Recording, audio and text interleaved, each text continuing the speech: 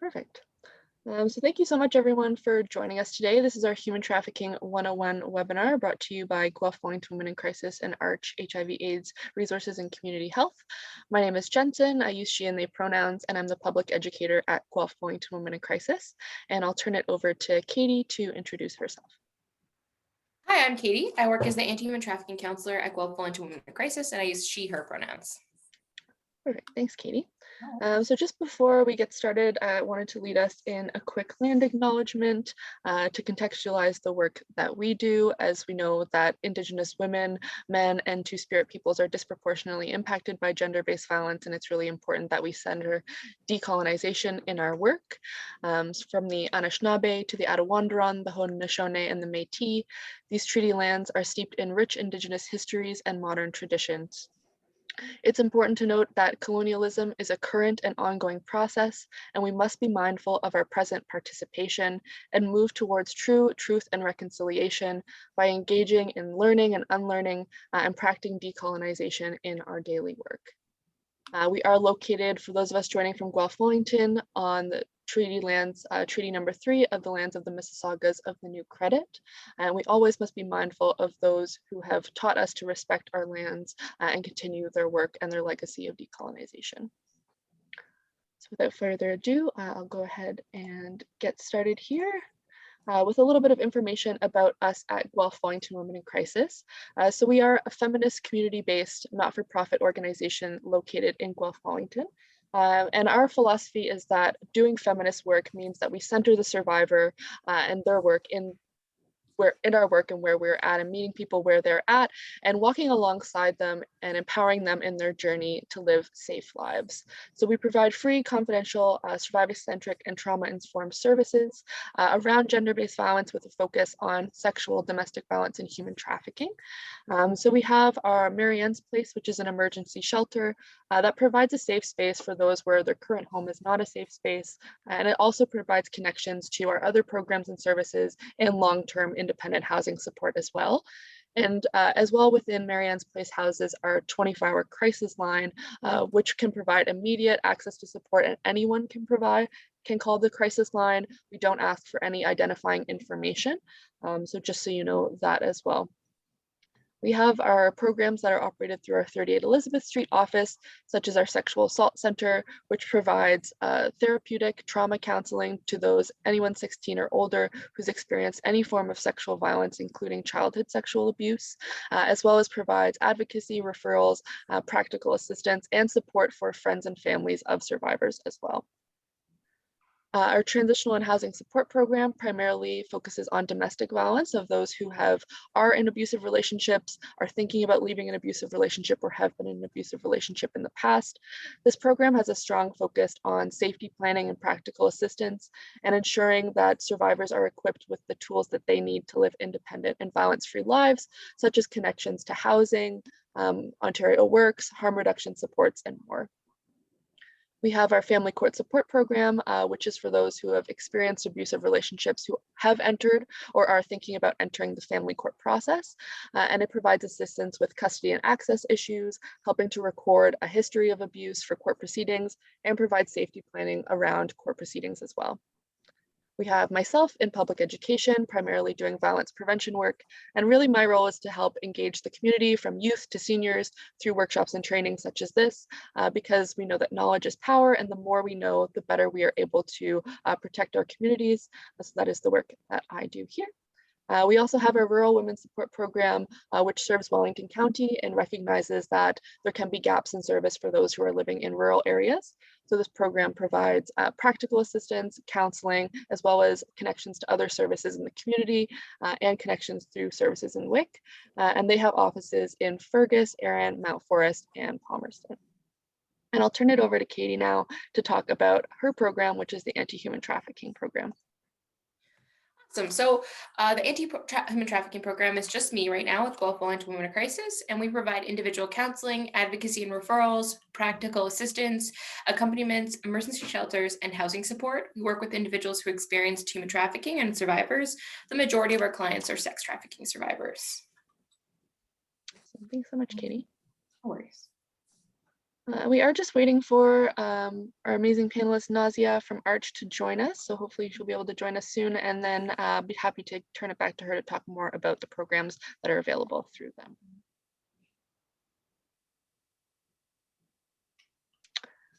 So I'm going to turn it over to Katie to talk a little bit about what human trafficking is and who does it affect.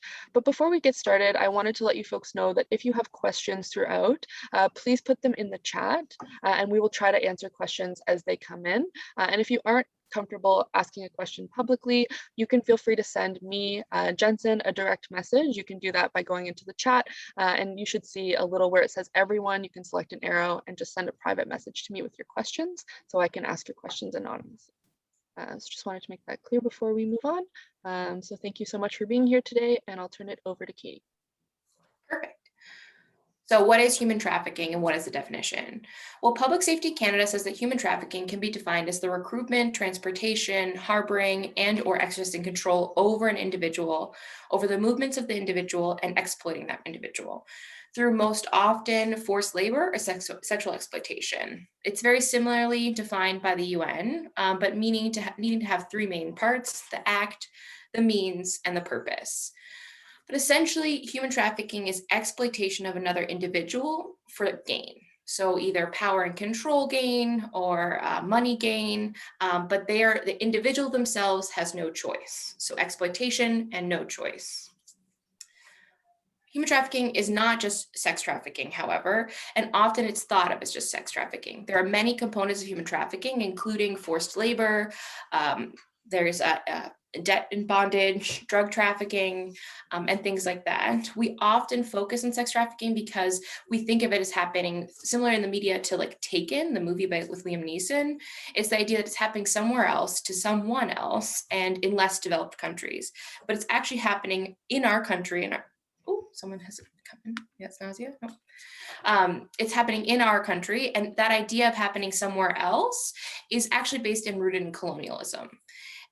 So we want to be able to understand that it does happen in Guelph-Wellington, and it happens in all forms of these, but often in this presentation, we'll be talking about sex trafficking specifically, because at Guelph-Wellington Women in Crisis, that is most of the time what our clients are experiencing. So how do we define, just want to go to the next slide. How do we define human trafficking in a way that we can tell our clients, in a way that we can tell individuals that's a little bit easier for us? Again, we can go back to human trafficking is exploitation of another being, but also has four key elements: force, fraud, coercion, and control by a third party. Control by a third party is a pimp or an individual who is gaining from the activity, whatever it is, and taking away from the other person. So in sexual exploitation or sex trafficking, it's a pimp. In forced migrant, it's the boss, and things like that. What are the other ones? So force is what we traditionally see as physical violence, physical force, but it can also be a term of a threat. It can be say, I know where you live, I know where your family lives. And then you have seen the force or the physical threat in another perspective. Fraud is the manipulation.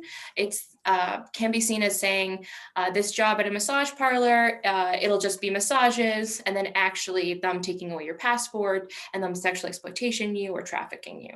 And the coercion, again, is that manipulation piece, that piece that's not telling the truth. Often that can be seen as debt bondage within that, holding large amounts of debt over someone's head and saying, you owe me this. This is how much you owe me. So there is the act, means, and purpose. And this is how legally they define human trafficking as well. So there needs to be an act, a means, and a purpose. The act is the recruiting, the harboring, the transportation, the exercising control over. It is the doing part of trafficking. So an example would be posting a video of two individuals online without their consent and profiting from that video. But it can go anywhere. It's a big spectrum. The means is the use of force, a threat of force, coercion, deception. This is the control aspect. So threatening to send a video to parents, threatening to publish a video of photos, or threatening to hold something over their head, to not give them a substance that they have become addicted to. This is the kind of the control aspect. And then lastly, the purpose, which is the exploitation. It's often seen as the why. So why are they doing this? What are they gaining out of it? What money, what power, what control, what sexual gratification is the individual gaining out of it? It is in the element of having all three of these that it can be defined as human trafficking, or these three parts are seen in human trafficking. So does human trafficking happen in Guelph-Wellington? It most certainly does. So this graph is from 2009, 2018, and it's Canadian-wide data. So how does it happen in Guelph-Wellington? Well, it happens similar to the national patterns, where the individuals who are most frequently seen or at risk are between the ages 18 and 24, and they identify as female. However, this is stats gathered from people who have come forward. And if we can understand that sexual exploitation or sexual abuse, individuals, probably 10% people come forward, right? Because of the stigma, because of oppression, because of the institutions, because they've had bad interactions with police before, or they have intersectional identities where they are themselves have some sort of negative interaction with police. So if we can see that as in sexual abuse as 10%, we can see that as this stats of human trafficking as not really showcasing the actual trends that we see. And I would say that backs up with what we see. Often we see individuals younger than 18 coming forward and experiencing human trafficking, or older than 24 and still experiencing human trafficking. These individuals don't have as much power within the systems we have, and therefore don't feel that they can come forward.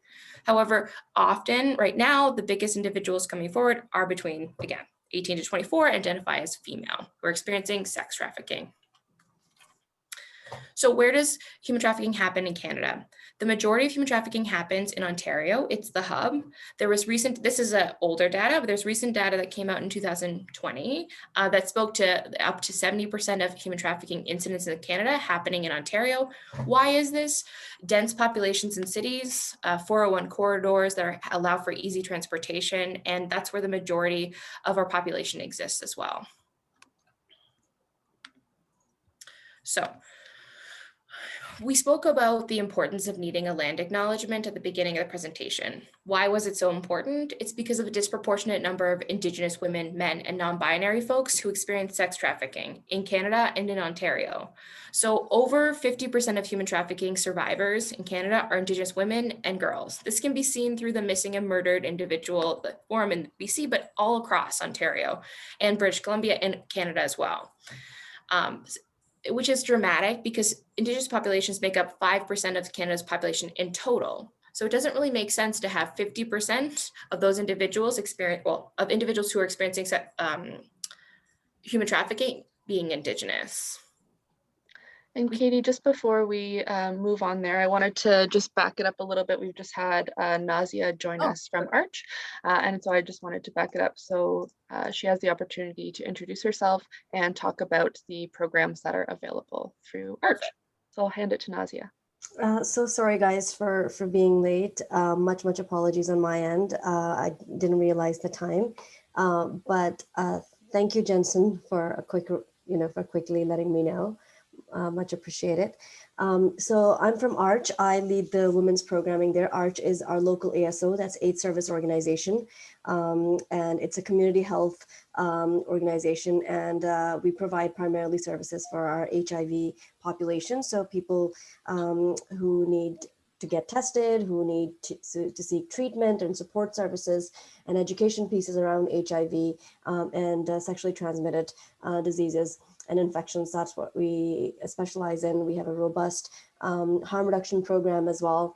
And our primary services tends to be around our medical clinic. Again, as I said, it's just like in any other specialist clinic.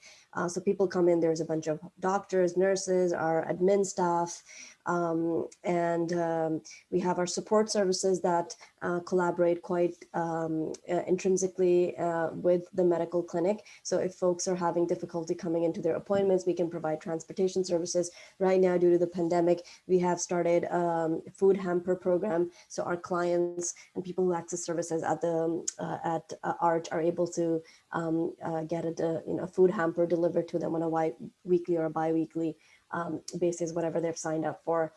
As I said, we have very robust harm reduction and outreach program, and as a part of that program, we have partnered with many community organizations. Sanguine Health Center, which primarily deals with Hep C, hepatitis C patients. We have partnered with them. We do needle exchange on site, and we've partnered with Community Health Organization and provide needle exchange program with the CTS, our local consumption and treatment services. So that tends to be, again, it's a collaborative project.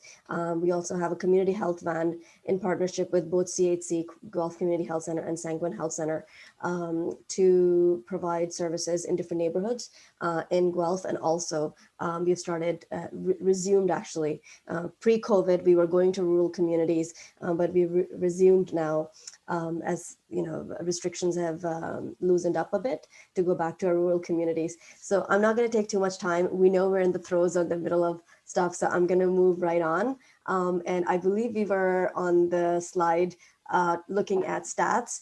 So if you could just go back to that particular slide. I just had a very quick comment to add on that, in terms of 50% of trafficked women and girls being Indigenous.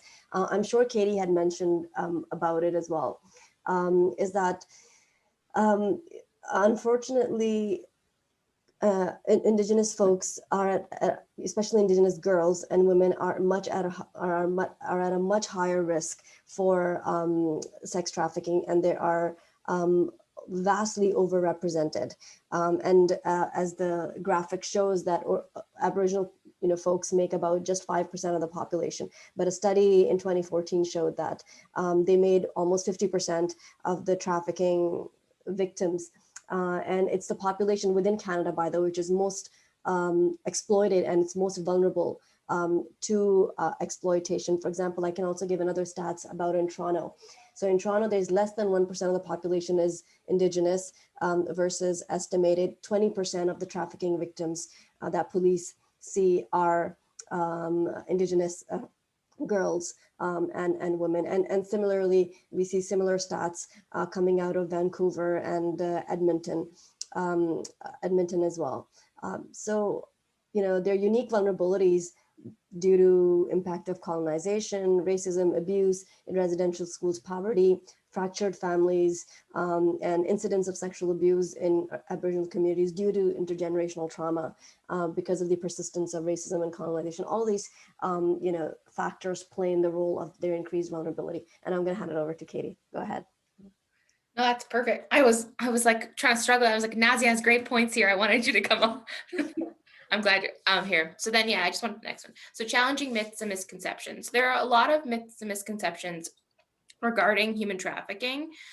Some of the ones we'll just talk on right now, sorry, I'm just finding that, is that trafficking includes some form of travel. And this can be going back to that idea with the movie Taken and media representations. It's often seen as like stolen women, right? But in fact, human trafficking does not require movement or border crossing. If someone is forced to work or engage in that against their will, it is trafficking, but it can be done in the same community in which they live in. So Guelph people can be trafficked in Guelph.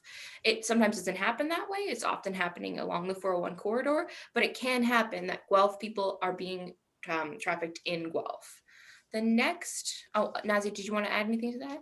Yeah, I just wanted to say that just to reiterate the point that Katie made, such an important point, is that according to 2018 human trafficking consultation reports by Public Safety Canada, about 97% of all human trafficking cases in Canada occurs domestically. So that really, bring home the point that, they're not girls and women being shipped from Far East Asia, from other countries, being brought in containers, as you would see in Hollywood movies and stuff. So yeah, it's very much happening in our backyard with our children, with our girls and women. Absolutely, yeah.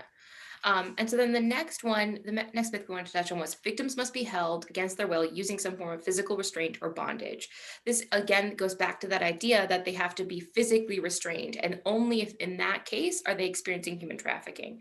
But we can see that like fear, trauma, addiction, it can be threats against families, threats against kids, lack of options in general, saying they have no one, attachment issues. All of that can be used to restrain or threaten or coerce that individual in staying in that sexual exploitation experience, right? So if they are threatened, like let's say their family or their kid is threatened, or they have no other options for money, and they're being told that if they leave, they will owe this massive amount of debt. That is all tools that individual is using against that other individual to have them stay there, to be manipulated by them. Nazi, do you want to add to that or? No, you're absolutely right. It's a lot of the time the coercion is not direct. There could be threat of physical violence, but there's a lot of manipulation, especially in the early stages that Katie will talk about a little bit later. That there is a lot of manipulation that is going on. So yeah. Absolutely. Yeah. And just in the means of time, so I think the last myth we might touch on is the victims will be desperate to escape their trafficker and ask for help when they need it. It's often this thinking like, oh, well, they haven't asked me for help, so therefore they're fine. The majority of the individuals that I talk to, and I would say, yeah, the majority don't know they're experiencing human trafficking until they're having a discussion about what it is, because they too also believe that human trafficking is something that happens elsewhere, not to them. It can't be them for sure. And often domestic violence, yeah, similar to what Nazia is saying, in that early stage, it feels and looks a lot like domestic violence, intimate partner violence. It looks a lot like the individual who they're in a relationship manipulating them, right? They're in that boyfriend recruitment model, which we'll talk about later. And then they're not seeing, or they're not knowing that what they're actually seeing or experiencing is human trafficking. Yeah, I just want to quickly add that there could also be factors around shame, self-blame, fear, or even specific instructions at times that they're manipulated so much that they follow those instructions to the T, and they're given instructions by the traffickers regarding how to behave when interacting with others who are not part of that group. So all of those points also make it difficult at times for victims to seek help and to realize that they might be or self-identify that they might be trafficked, and they can seek help, and they have rights. Absolutely, yeah. Okay.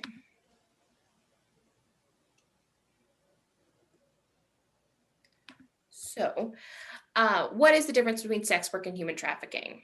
Nazi, do you want me to start or do you want to start? I'll just quickly go over some points. Just to reiterate, is that human trafficking is not the same as sex work, and we will explore the differences between the two, and what are the major points of contention between those two areas within the sex trade. And sex work is a legitimate work. It's a means of making money. For some people, may come to it via different choices, circumstances, and so forth, but it's a legitimate legal form of work in Canada, and there are several pathways of people entering into sex work, and Katie will take over and explain them a little bit more. Sure. So there are three main ways in joining sex work: choice, circumstance, and coercion. Choice is autonomous. So it's the individual has agency. It's the ideal. So the person's entering into sex work because it works for their life. It fits their ideal. These individuals have agency. They choose when, how, and where, and who they're having sex with, right? So again, that agency is key in that choice model. Circumstantial sex work is a little bit different, and it has that kind of gray blurred line within it. So it's an individual who may have an intersectional identity where they experience oppression, they experience poverty, substance use, and all three of these, or a multitude of these things, are key. And they feel like they have no other option than to perform sex work to survive. They have no other option than to enter the sex trade, again, to survive. It's often spoken about as a survival sex, right? Which, again, we want to make sure that we're moving against, because often survival sex labels it as a lack of choice for the individual. And we want to make sure that this individual is having choice because they have been stripped of it for so often. And finally, there's coercion into the sex trade.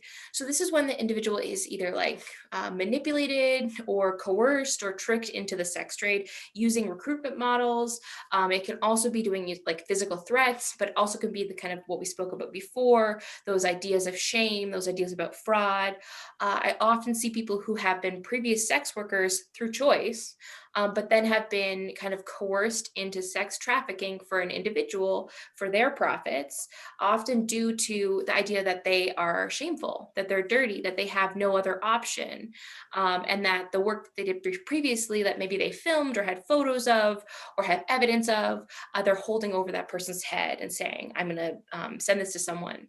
Another tool that we see a lot is the active withdrawal. So if an individual is kind of feeding this person substances or giving giving this person substances for free for a very long time and then takes it away and says, only if you perform for me, only if you work for me, will you be able to get this kind of substance again.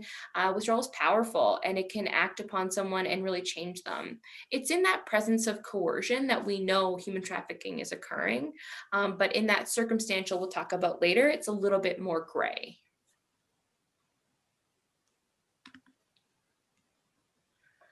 So Nancy, did you want to speak to this first, or do you want me to? Yeah, I'll just say that, you probably see these really two neat boxes here, sex work and human trafficking. And there's a reason why you see a little, arrow between that people do not always fall very neatly between these two boxes. As Katie very eloquently talked about, that, people could get into sex work through their own volition, through their own accord, and could eventually be trafficked, or vice versa, that someone may have come out of trafficking situation and they decided this is the type of work that they want to do, that they're best suited for in terms of making money and making living. So people don't necessarily always fall very neatly within these two boxes, and the situation is very fluid, because people's ability to make decisions and their circumstances and the choices that they're put into tends to be very fluid as well. Henceforth, this continuum that people can fall anywhere within that spectrum. And often people believe that you enter sex work and therefore you're agreeing to it. You're agreeing to any type of exploitation as well, including sexual exploitation.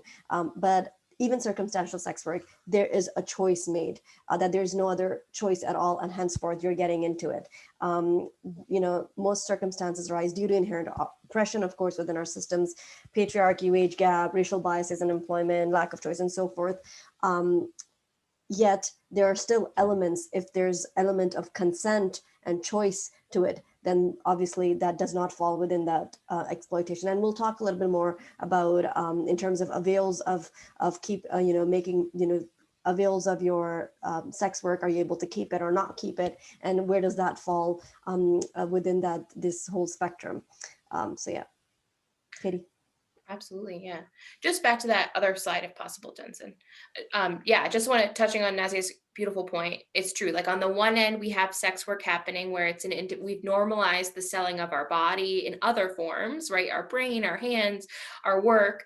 And so they're going, why not? Why, right? And that agency piece.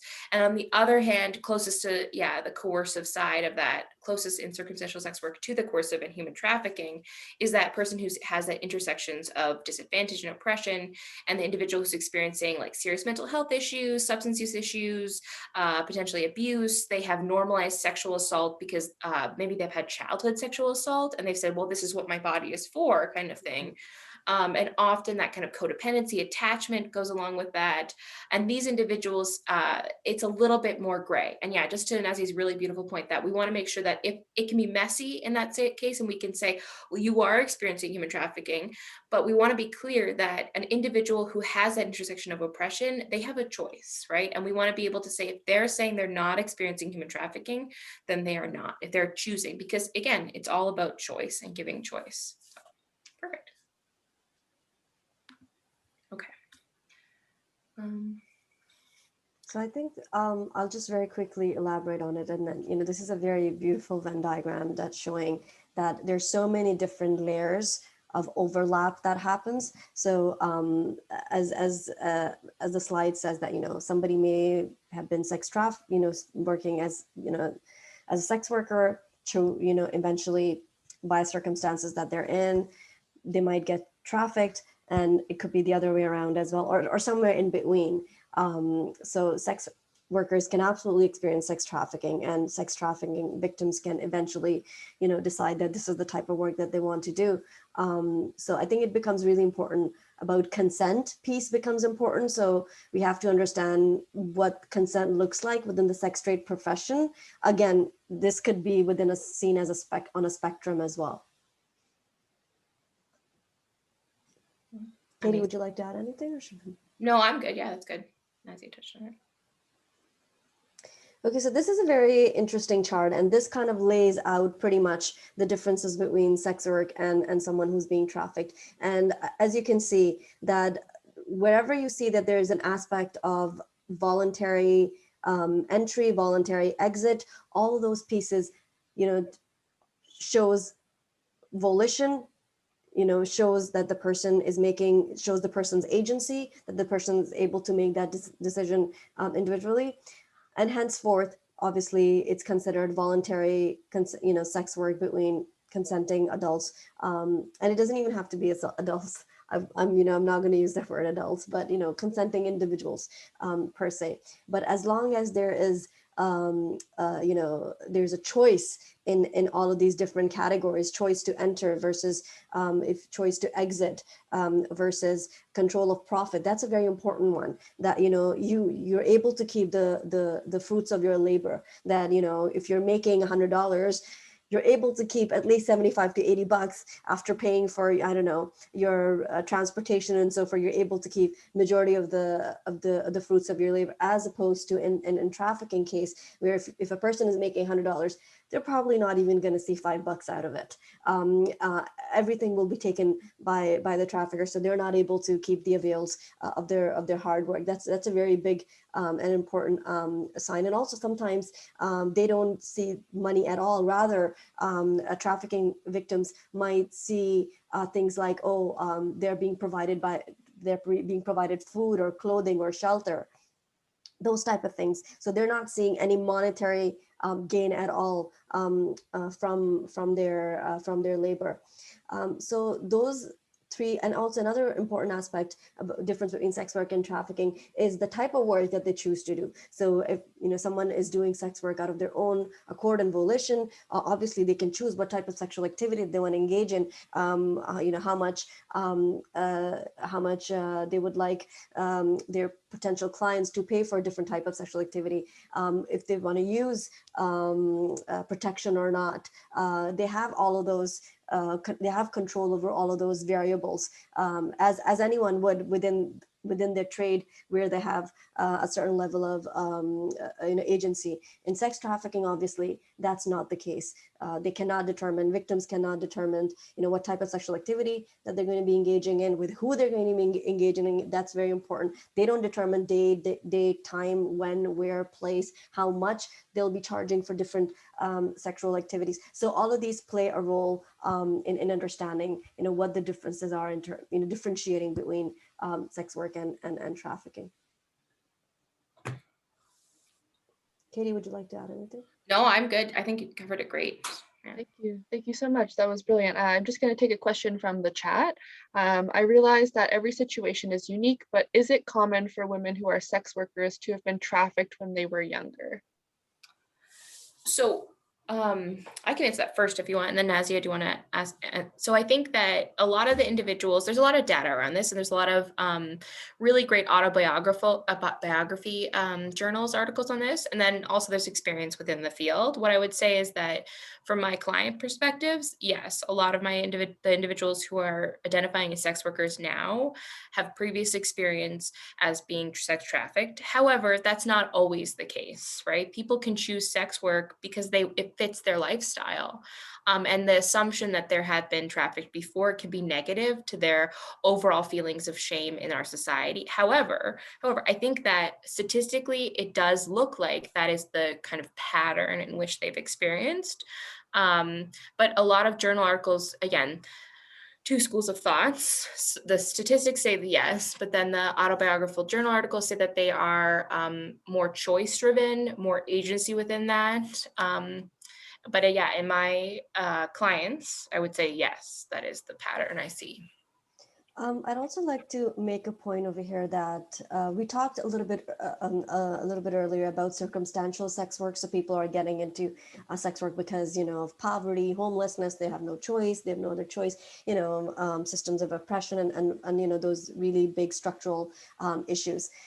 So I'd like to give example over here of people from BIPOC communities. So people who are Black, Indigenous, people of color, and especially BIPOC trans folks.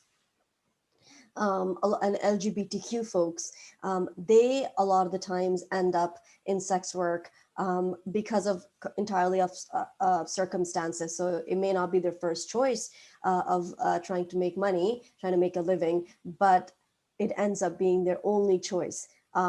doesn't mean that they, that they could not down the line be trafficked, or previously they may come with experiences of trafficking. But you need to be mindful that there are certain marginalized communities like trans community, like Black, Indigenous, and racialized communities that may end up choosing sex work out of whatever circumstances that they're in. And yeah, so they may not always come with that, that experience of trafficking.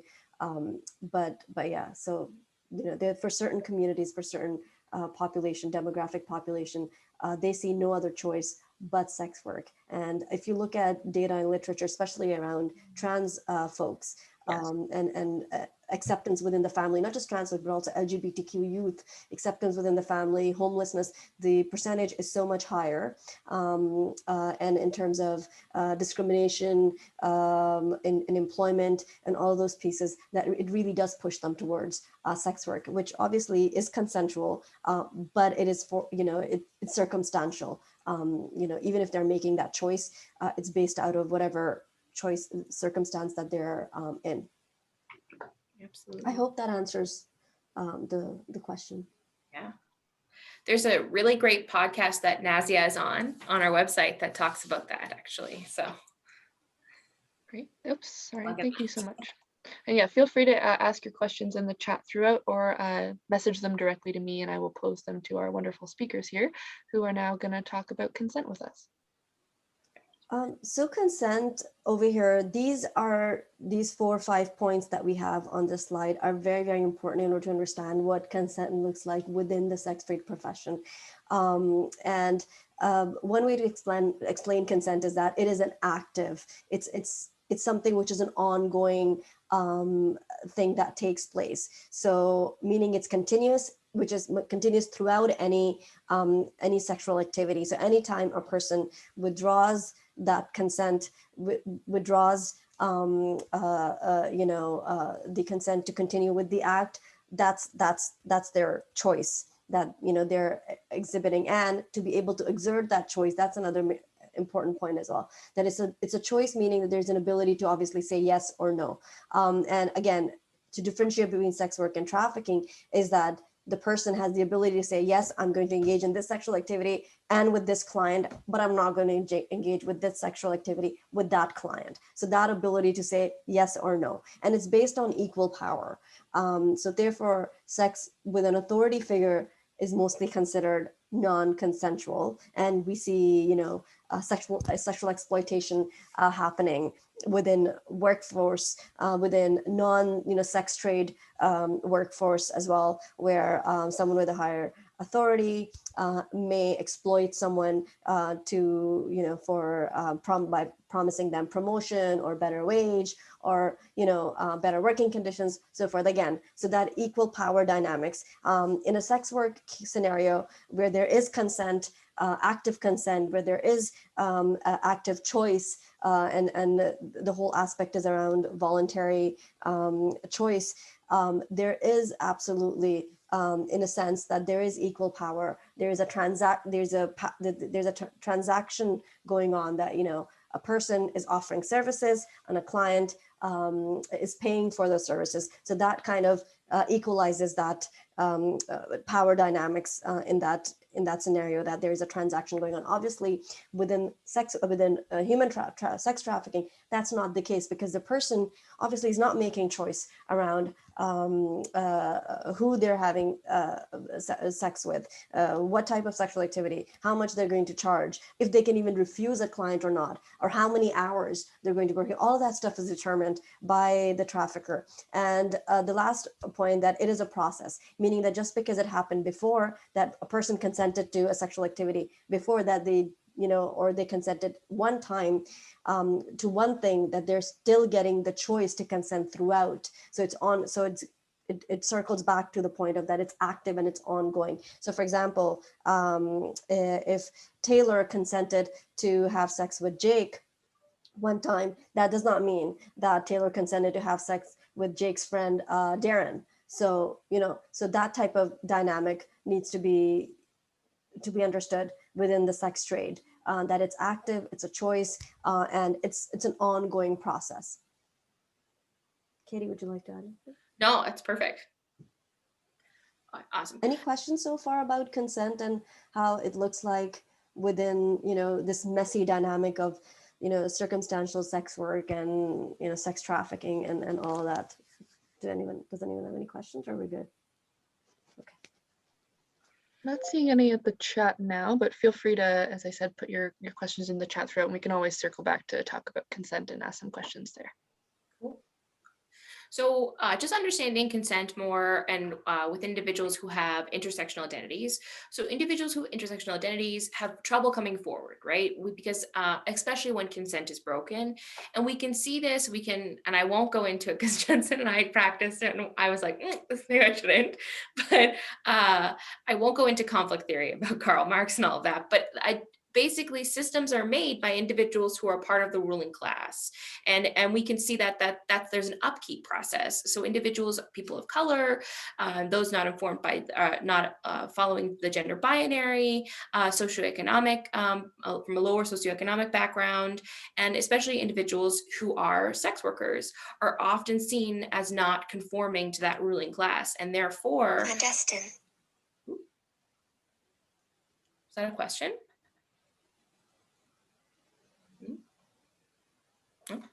Are often seen as not human, right? And so one example that we have is in January 22nd, 2019, there was the death of Marilyn Levesque. And Marilyn was a sex worker. She identifies as a sex worker, and she was murdered by Eustacio Galice, and he was a sex offender who was on day parole, who was convicted of second-degree murder of his wife. Part of his parole was to stay away from relationships with the other gender, with women. However, it was allowed for him to solicit other individuals and partake in the purchase of sex. And Marilyn Levesque lost her life due to that. There's this idea that this consenting process, that sex workers, they're less than human and therefore do not deserve the same kind of human rights that other individuals do. And this comes forward and travels down with individuals who are experiencing sex trafficking, and we see it in the Guelph-Wellington region as well. Okay. So now we're going to recruitment and risk factors. So there are about 4 main models of recruitment.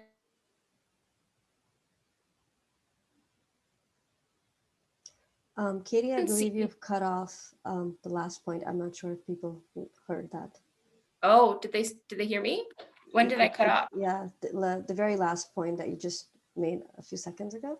Oh, okay. Yeah. About the recruitment models? Yeah. Okay, perfect. So there are 4 main models. The first one is force. It involves use of isolation, abuse, and physical and emotional torture.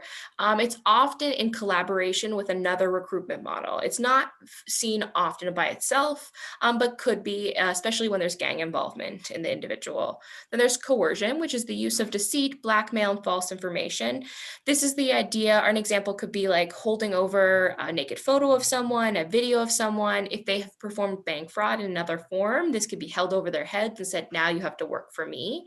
The third model, which is very prominent and all across Ontario, and there's a lot of a big initiative in moving towards this recruitment model, which is the boyfriending or seduction model. They used to be called the Romeo pimp. It's the idea that an individual charms a woman. He gives her or gives them the love, attachment. He makes them fall in love with him. He says that he'll give her whatever she wants. He gets to know her. He lavishes gifts, people, support, attachment, money, substances, all of that. And then all of a sudden, she owes him. There's a financial emergency. There's something that comes up. And then all of that is put on her. And he says, well, I own you now, right? And you owe me. And then therefore, she has to work for him. And then the one that's coming and becoming more prominent within the Guelph-Wellington region is the befriending model, which is often seen where other women recruit women. And this is usually women who are already in the game, who are already working for someone, and they're glamorizing the lifestyle. They have substances, they have a lot of different gifts from the individual, they have freedom, access to an Airbnb, access to a hotel room. It's normalized. And within that, the girl becomes exposed to the game and shown money and shown that's easy. But the biggest in here is that they belong. They have community in this model. And often that is something that they're missing in their own life. And they want to have that community, and that loss is really hard taken. So other women recruit other women because of self-preservation, but this can be seen and can be criminalized as well. It's often referred to as the bottom bitch. It's an individual who recruits other women and takes money, does money transfers, things like that. They may be facing physical violence if they don't. They may want that job because it gets them more money, more stability, and closer to the pimp. It also may face a attention bonus, that they get more attention because they're doing it. So where does recruitment happen in general? Well, recruitment can happen anywhere, basically. It can happen online. It can happen outside of group homes, in shelter spaces, in community spaces, at schools, and off the street or at parties, really anywhere. So what are the stages of exploitation? So there are 4 main stages: luring, grooming and gaming, coercion, manipulation, and then finally exploitation. If we were to take an example of an individual, let's say a woman, because we serve mostly women in Guelph-Wellington Women in Crisis, in the luring phase, they may be assessing, the individual, the pimp may be assessing, testing, collecting information, figuring out what that individual may want. This beginning stage looks like domestic violence or intimate partner violence, or someone who's like almost stalking that individual. Again, that would be in the Romeo model or the boyfriending model. In other models, it looks kind of different, but very similar. They're like learning about them. In the grooming and gaming model, stage, this is the honeymoon stage. This is when we see kind of some of the edges, but they also are being treated with new clothes, new hair, new nails, maybe a substance. They're saying, I'll give you everything. We'll have a family together. This is again in the boyfriending model. In other models, it's very similar. They're promising attachment, things like that. The third stage is coercion and manipulation. And this is really red flag central right here. So it's mixed messages. It's that push and pull. It's that I'll talk to you if you do something for me. I'll give you attention if you work for me. Toying with emotions. Often she will be trying to get into his good books constantly. And also this is the phase where sexual acts are being rewarded with either like a substance, attention, or money. So that kind of link becomes clear in their mind. I perform for them, I have sex, and I get something in return. And then the final stage is exploitation. This is when the individual is broken down. There's threats to the loved ones often. There's a large debt. Debt is huge here. It's like you owe me all of this. Maybe you owe me everything since the luring stage. There's a financial pressure on there. There's emotional and physical abuse. And there's confinement and isolation through movement. Oh, sorry, go ahead, Nazia. No, go ahead. You finish your thought. Oh, no, I was just going to say that sometimes we think about the final stages being the recruiter, going back to what we were talking before about with the bottom bitch, where that individual is then recruiting other young women who potentially they were friends with or they met online, or they're helping that individual go further within that. I just wanted to make a quick point about the grooming and gaming phase. That is a phase where there are a lot of red flags that if you're working with youth, vulnerable youth, if you are working in a sector where, or even as parents of young kids, early teens and so forth.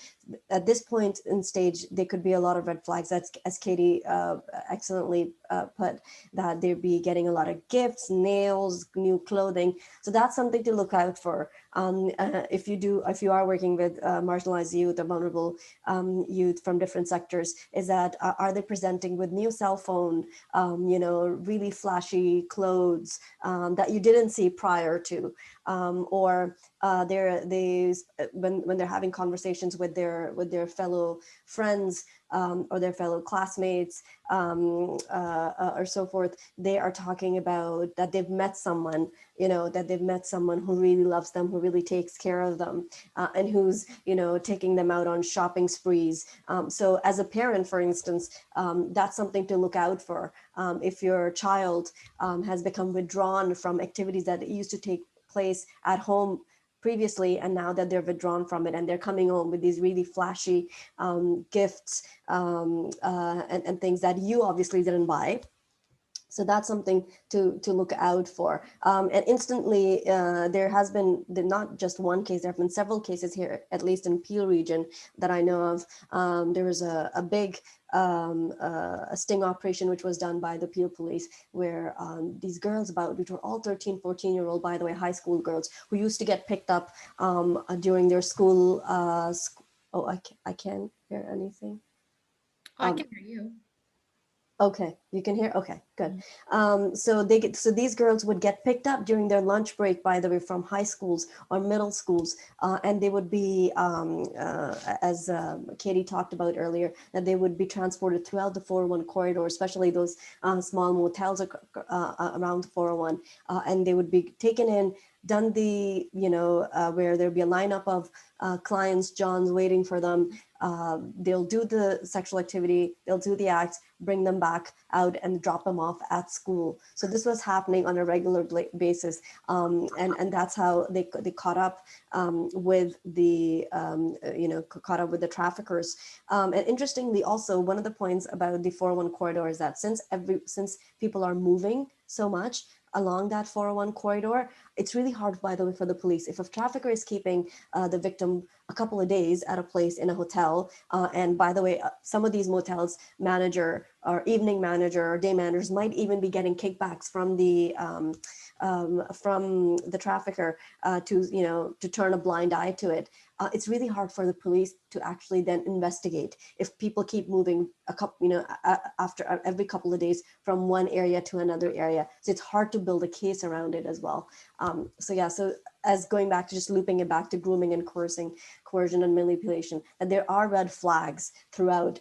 If you are working with certain vulnerable populations, or if you are working with youth, that you can look out for. Absolutely. Yeah. I've unmuted, but still no sound. Okay. Hi, James. I'm just going to take a question. Is there any worry of a sugar daddy to turn into a trafficker? Sugar daddy. Oh, so I think that it depends. Again, it goes back to that choice perspective. Often I do think that there is a potential, right? But again, there's that because there's that potential, that gray area within that.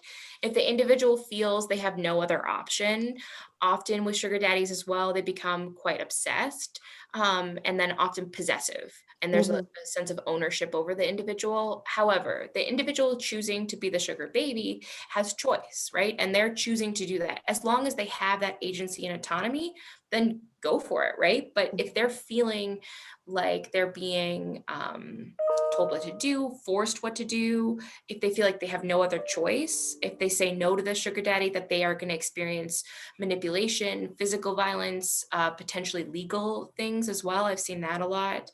Then yeah, there is that kind of potentiality. However, again, sugar baby and sugar daddies are forms of sex work that are completely legitimate. And if the individual is engaging in that with autonomy and agency, then, it's separate from human trafficking. Mm-hmm.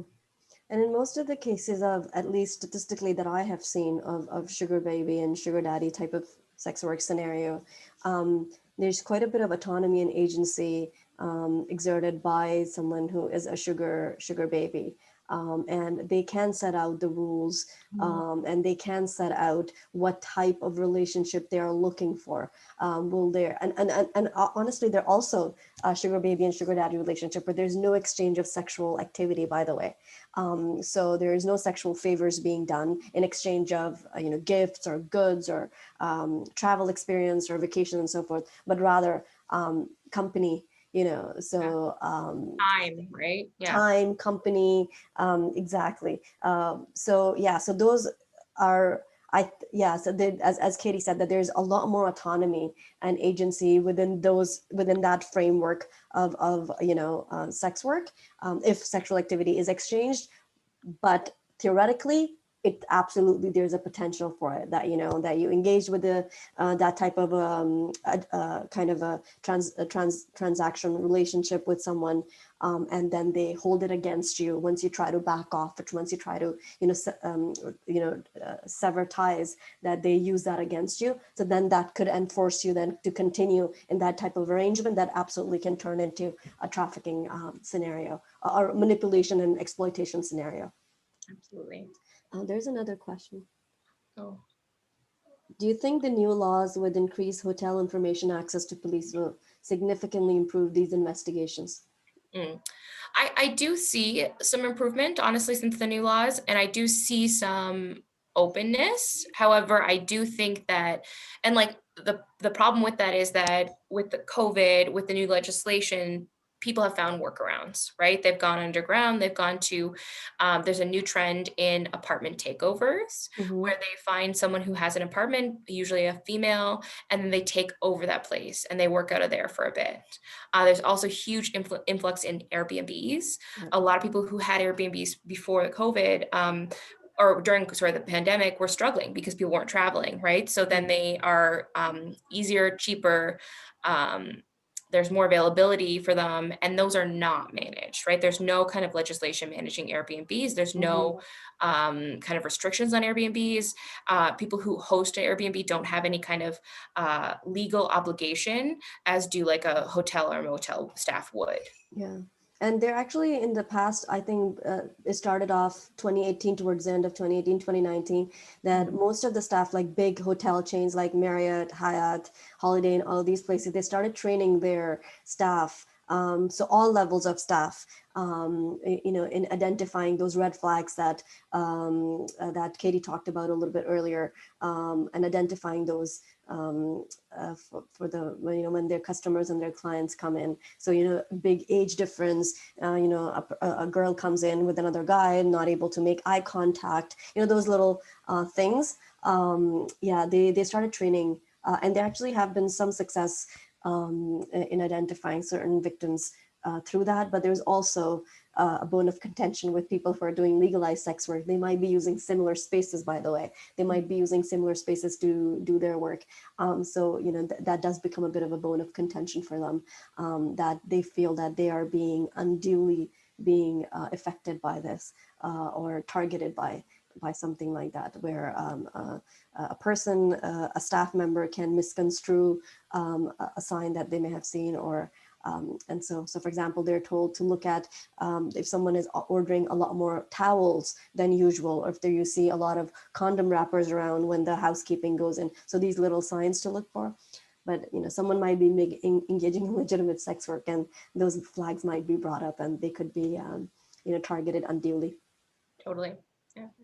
Thank you so much, Nazia, and lots of great questions coming in, so keep them coming, folks. For those of you who are just joining us, my sincere apologies that the Zoom link did say that this was in Central Time. So for those of you who might have missed the beginning, we will be recording this and we will share it with everyone who has registered. So stay tuned for the next half hour, and thank you so much for joining us.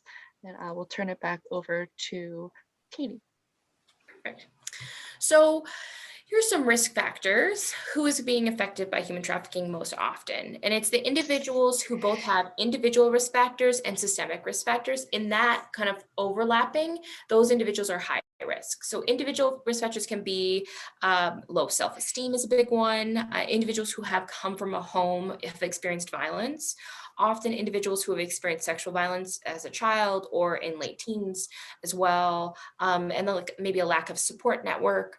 And then the systemic ones are the poverty, the legacy of colonization, the legacy of oppression within systems, institutionalized oppression, and often if they have FNCS involvement.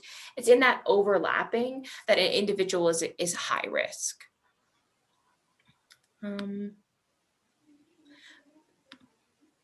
Perfect. So Similar to, so there are several phases into entering sex trafficking, similar to the phases of the recruitment models. However, these phases are mimicked in individuals who are accessing or entering the sex trade as well. So these phases would look very similar, kind of, to individuals who are entering the sex trade, but also are phases for sex trafficking. So the first phase is people who are at risk. It's individuals who are experiencing grooming potentially. This is where there's a need for education, consistent check-ins, that attachment would be right here, consent-based conversations, and trauma-informed lens within all of that conversation. The next piece is entering the sex trade. So this is, they're entering it, they've maybe experienced it, maybe they put an online ad, maybe someone else has put an online ad for them, maybe they've gone once or twice to work. This is where you're coming from a non-judgmental perspective. You're accessing harm reduction for these individuals, both for substance use and for maybe testing, STI testing, birth control, all of that jazz. And then also safety planning in this area and code words. So having a code word that they know to text to certain people, and knowing who those people will be and what their response is going to be. So then the next phase is being entrenched in sex work. So this is when they are really, they're in it. They have multiple ads potentially, they're working a lot, they feel they cannot leave at this moment. So this is stability work. Often the stability has been ripped away from them because they're moving so often or because they're working so often. So they need access to communication, they need transportation, they need access to, again, harm reduction, and then boundary discussions, because these people will have a very intense relationship with the community in which they live in, or they're living in, right? So the other women or the other people that they're engaging in the game with are going to become so important to them, very, very important to them in this stage. The last one is exiting the sex trade. So this is when they're leaving, and this is probably the most dangerous part, similar to domestic violence or intimate partner relationships. When you're leaving is when it is most dangerous, is when most deaths occur and most violence occurs. So housing is important, and safe housing is important. Financial tools are important, because debt is such a big part of sex trafficking. Help getting ID, because often they've been stripped of ID, and trauma counseling is important.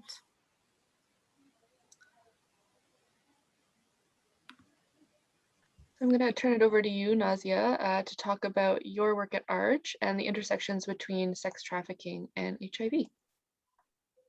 So for this particular piece over here, what I'd like to talk about is that because of the illegal nature of sex trafficking and the fact that it's such, it's a because of the secretive nature and hush-hush nature and clandestine nature of this crime, there is very inadequate information about the relationship between HIV and sex trafficking, or victims of sex trafficking. And in order to prevent the transmission of HIV within the context of sexual exploitation, we must proceed with an assumption that people who are trafficked for the purpose of sexual exploitation are obviously at a higher risk or exposed to the risk of HIV infection. And the key points which lead to this conclusion are that populations involved in this risky or exploitative sexual circumstances, exploitative sexual behavior, are more likely to become infected with HIV. People vulnerable to human trafficking are also henceforth at an elevated risk of HIV. And the purpose of trafficking, obviously, is to make quick money through exploitation. So all trafficked persons in that scenario become vulnerable to HIV for similar reasons, which can include unsafe sexual practices, unsafe sexual practice with multiple partners, injection drug use, either voluntary or forced, self-harm, body piercing or tattooing in unsafe, unhygienic environment. And sometimes I do get questions around that. Is there a clear link? Like, is sex trafficking a clear risk factor for HIV infection among sex workers? Or is it fueling, like, is sex trafficking fueling the HIV epidemic? The answer is not very clear. At least in Canada, I could say that that's not necessarily the case. And globally, also speaking, the answer is very, dependent on knowing how many people are trafficked into the sex trade annually and where. And again, as I said, because the secretive nature and illegal nature of the crime, obviously, it's very hard to collect that data, and obtaining and collecting high quality data on trafficking and especially sex trafficking, is very complex and a thorny endeavor. As I said, sex trafficking is illegal, victims mostly are kept hidden from outsiders, and they build their own communities, and either if they're being trafficked from brothel to brothel, or from one motel or hotel to the next one, all of these things are very strictly controlled, and trafficked women, as I said, are often isolated from even other sex workers, and they're transferred between motels to motels every couple of days. So the detection, again, and detection by police is much more difficult. And given these difficulties, and also self-identification, that a lot of the victims of trafficking do not identify as trafficking victims, and hence they don't identify, they don't seek help either. So given the difficulties, the highly publicized estimates, so whatever you hear in the press or in the media of the scope of trafficking, lacks robust statistical basis, unfortunately. And some critics even claim that the numbers are artificially inflated for advocacy purposes. So, that's contentious and controversial. I'm not going to get into it, but there is a school of thought thinking that, these numbers are artificially higher and inflated for advocacy. And services and information that are aimed at preventing HIV, and aimed not just HIV, but preventing STIs in general within this population segment. They do not reach the trafficked people, of course. So the programs and services that are available, say in Guelph, for contraception use, birth control, safer sex practices, condom usage, PrEP and PEP, so that's pre-exposure prophylaxis and post-exposure prophylaxis for prevention of HIV. All of these don't necessarily, information does not reach trafficked people because of obviously one big reason of isolation. Therefore, in order to reduce the vulnerability of victims of trafficking to HIV infection, it's necessary to understand how to reach this particular vulnerable population, firstly. Secondly, the precise nature of their HIV risk. So what is their nature? Not just HIV, but also other STBBI, sexually transmitted bloodborne infection risks. What HIV services are required, and once they do come out of that particular situation, or they're transitioning out of that exploitative situation, then what type of services, sexual health services, are required, and how these services may be delivered to them. That's an important point as well. And I know Katie does. Katie works very closely with our clients to get them on track to better sexual health information, and getting acquainted with different sexual health clinics within Guelph region, and how to access those services. So one way in order to try to bridge that gap of barriers, and bridge that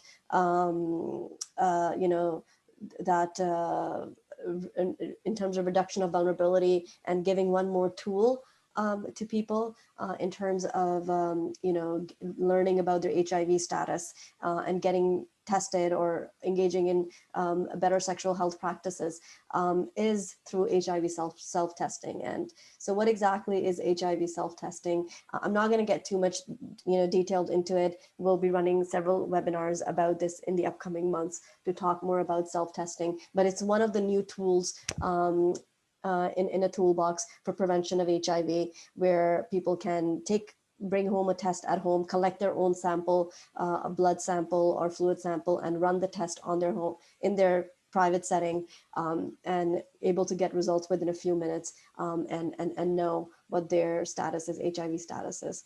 Again, this could be, it looks, for a trafficked person, again, that could be a little bit even more trickier to first of all be able to get access to a kit like that, and secondly, to be able to have a private setting where they're confidently able to do the test. But again, that is just that it's better than not having any options for testing, because a lot of the times these victims may not be allowed to even access a sexual health clinic, or even access any even a walk-in clinic, unless the problem or whatever the medical condition is exacerbated so much that they're not able to perform. So keeping in mind that this self-testing it's an acceptable, safe, accurate, effective way to reach several sectors of vulnerable population and at-risk population who may otherwise not test. And again, it's not a cheap product. It should be hitting the market soon. It should be hitting the pharmacies, local pharmacies soon, but it's retailing around 50, 60 bucks. At the moment, it retails around $45, and then shipping another 10, 15 bucks. But at ARCH, we are starting a delivery program. So we are hoping to become a distribution site where we can, people can come pick up free test kits for at least 1 year time frame. We have signed up for a pilot project that will allow us to distribute these kits for free for 1 year. And for that, people need to sign up on the I Am Ready test app.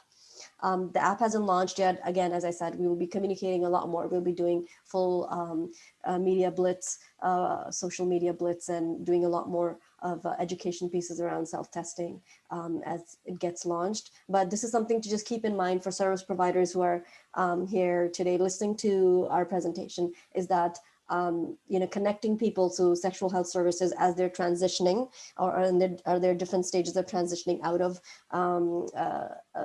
sex trafficking, exploitative sexual situation. This is one more option that they could probably think of keeping either in their premises or introducing to their clients, and to have a conversation about in terms of when they are looking at providing more sexual health services to them.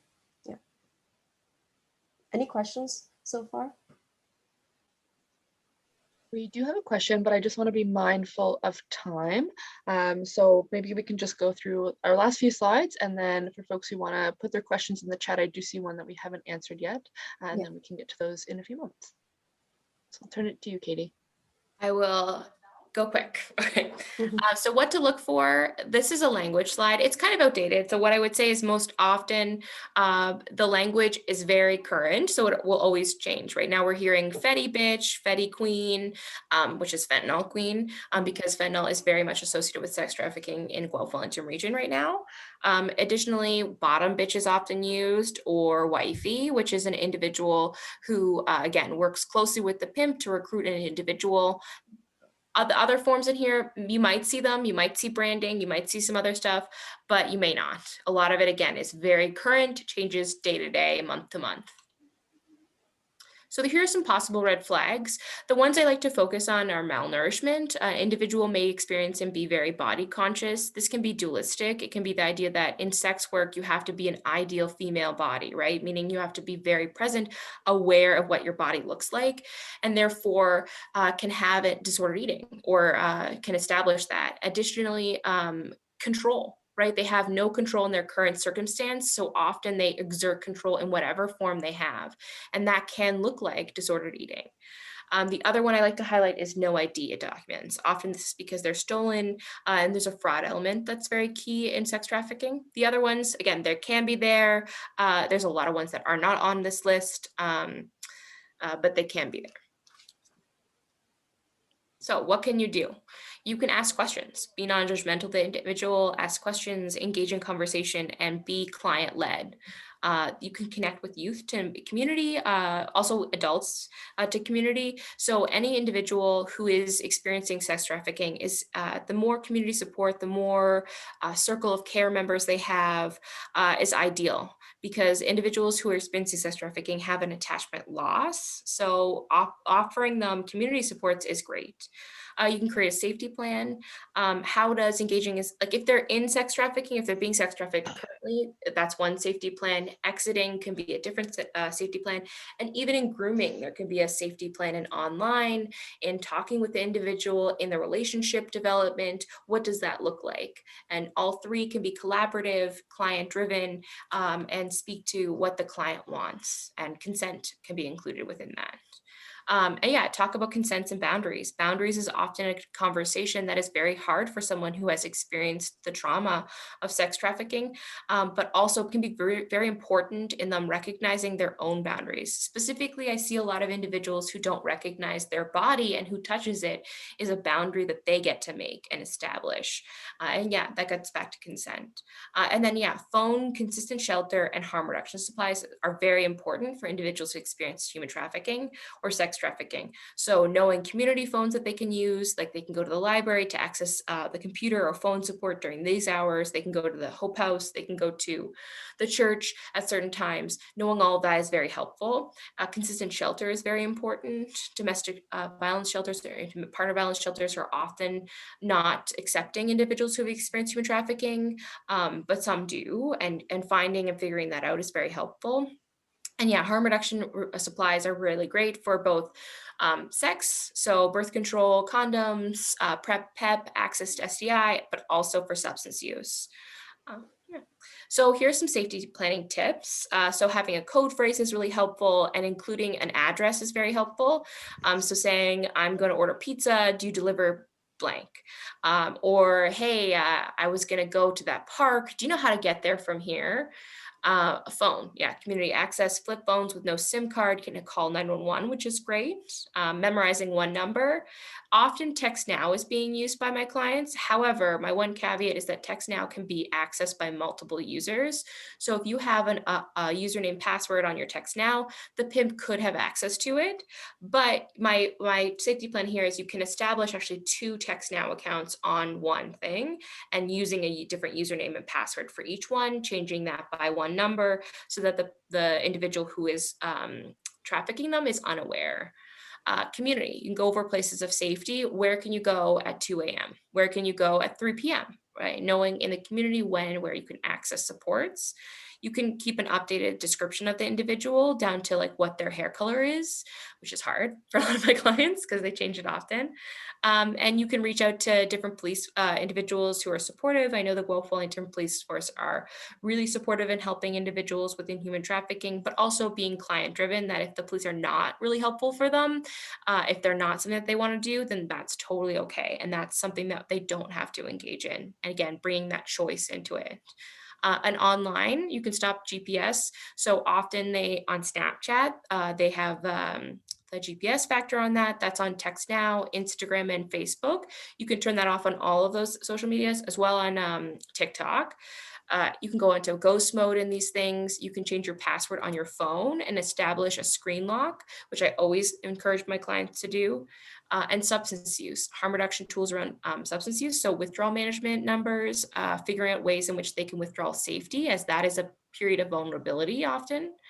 And creating plans, signs, and tools when and where to use. And shelter, name change, not putting their name on the door, harm reduction supplies being available, condoms being available, knowing that sometimes they can't not go to work, right? They have to go to work at 3 a.m. They have to, or they're going to get in more physical trouble or emotional trouble. And mapping the area so that they know where to go, and exploring red and green flags of like, what does it look like when they're doing well? And what does it look like when they're not doing great? And then here are some supports, how to connect to our services. Jensen, do you want to talk about this? Sure. Yeah. So there's a couple different ways that you can connect to our services at Guelph-Wellington Women in Crisis. We have our 24-hour crisis line. That number is listed there. That number is also listed on our website. And I want to make it clear too that anyone can call our crisis line, including other service providers who may be seeking information in an urgent moment about our services. And that crisis line also provides intake to shelter, information about our services such as anti-human trafficking, as well as other services that are available in the community, such as victim services, healthcare services offered through the Guelph General Hospital, and more. We also have our administrative line, which is listed there, and we have an amazing intake support counselor whose name is Carol. Her number and extension is listed there, and that's a great way as well, even to just get information about how to start accessing services or your options and talking about your options. And then Katie, if you want to talk about how people can reach you. Oh, sure, yeah. So my email is kdm@gwwomenincrisis.org, and my work extension is 519-836-1110, extension 227. And I have a work cell as well, which I'd carry with me, and is probably easier to call because I'm always on the go somewhere, usually. And my work cell, Carol or Karen can provide you if you need it. Yeah. Awesome. I just see a question. I see 2 questions. Is it okay if we just touch on the last question? Yeah, absolutely. We can start with that one. And then I do see a question as well about school boards, and I can get to that next. But I know, Katie, you might have to leave. So just going to give Nazia the opportunity to give her contact information, and then we will get to some questions. Yeah, so that's my contact information, community development at archguelph.ca, and that's my phone number, 519-763-2255, 5 extension 161. If you're looking for any information about if you have a client who need to get tested for HIV, for any other STI, Hep C, any of that stuff, or access harm reduction supplies, you know, you can always reach us. And the 2255 number also directly gets you to our main line as well. Yeah. Okay, thanks, Nazia. So here's some local and provincial resources for anyone who would like these slides as well. My email, I can provide that for folks in the chat, and we can give you folks these slides if you want any information about the resources. But now we'll take some questions, and I'll start with one that's what kind of assistance is available after a survivor has left trafficking to provide help to stay out of trafficking? Could you folks speak to being re-trafficked after getting out for a bit? Maybe if we'll start with Katie for that one. Yeah, so it's a good point because it's a cycle, right? So we see these individuals get out for a bit and then they kind of go back. And that could be for a variety of reasons. That can be because money is a big trigger, because they realize that they were making pretty large amounts of cash in short amounts of periods. Also, body issues can be a huge, huge trigger. So often when people are in the game, they are, again, going back to that malnourishment, they're in that ideal, very skinny individual. And so when they start getting weight because maybe they're not using substances or maybe they're not moving as around as often, or they're experiencing a period of stability in some sorts, they become very aware, very conscious, and very shame and guilt induced. So it's working with those pieces that is helpful, as well as in that cycle can be a factor of influencing the pimp, or the coercive side of it can be coming back into your life over and over again. Mm-hmm. The work that we do in Guelph-Wellington Women in Crisis is we work with the women to try to create stability, right? What can we work towards goal-wise? How can we get there client-driven? That's something that we provide, but also long-term programmings are also things I often speak to. I think it's a really great opportunity to do a program for human trafficking survivors that's a year, 7 months, 6 months. There's a variety across Ontario. The ones that are closest to us is Alora House, which works with youth majority. There's Aurora House, which is in Toronto, which works with adults mostly. And there's Safe Hope Home, which is in Ajax, A New Day, Windsor Life. And then there is also a couple other ones. Some of these have influences of religion, so I don't always speak to them as being ideal for everyone. But in that cycle, how can we support them? I think focusing on getting counseling, which we can provide at Guelph-Wellington Women in Crisis for some parts. I think also getting goals set up. So school, maybe a job, maybe getting in contact with their kids again, maybe working towards whatever they want to achieve. And also harm reduction lenses within this. So knowing that smoking pot works well to reduce anxiety and has been something that they most likely have been doing since they've been trafficked. So that's continuing that. But how can we do that in a way that's supportive? So medical marijuana license or something similar to that. Sometimes figuring out, okay, safety wise, you're lacking community. How can we find that community for you? But yeah, sorry, Nazia, I spoke too much. You go. No, you're absolutely right. That was the last point that I was going to talk about, that sometimes people may get back. So not just because of, they're able to get shelter, food, stability, clothing, but community. That those, for some folks, those are the only people, other workers that are working, other trafficked folks, and the pimp is the only person that they've ever known for the past 3, 4, or 5 years. And getting out and starting from scratch is very daunting, so they'd rather be within those circumstances where they at least the basic is being met. So the basic for shelter, food, clothing is being met. And also a sense of community that, hey, there are other girls who are doing the same thing. So I'm not the only one, hey, so I'm not the only one in this situation. Absolutely. So yeah. Also recognizing that cycle, like speaking to the cycle, saying, hey, sometimes people leave. So there was a stat by the Canadian Hotline for Human Trafficking that said that often people are leaving 7, 8 times until they're fully out, because it's just like that period of going back. And so speaking to that and reducing the shame and like increasing the self-compassion around that. Yeah, we get why you want to go back. It makes like, we can hear that, we can see that. And also at times you need to understand that these pimps won't let these, girls go so easily. So they would always find a hook to get them back in. So and we should not underestimate the power and influence that they have over these people. So that needs to be kept in mind as well. And also, you cannot shame and blame, and you cannot, and rather acknowledge it, that that yes, it would happen, that yes, your pimp would try to get back in touch with you. So then you need to come up with a plan. How do you deal with a situation like that when the pimp is trying to get back to you, or trying to get in touch with you, through text messaging or through a friend of a friend or something of that circumstances? Then yes, so as service providers, we certainly need to plan ahead to deal with that type of situation as well, and to empower and provide support to the person. And I think there's another question about education in the public school system around sex trafficking. I think Jensen could speak a little bit to it. What it looks like. I know Crime Stoppers do a lot of these type of pieces in schools and in universities, and yeah. But Jensen, you could take it. Sure. Yeah. Thank you so much, Nazia. And I will just, before I answer this question, just want to do a last call for questions. I want to be mindful of folks' time. And I know, Katie, you might have to leave us, and that is okay if you need to go. But I want to thank you so much for sharing your knowledge today.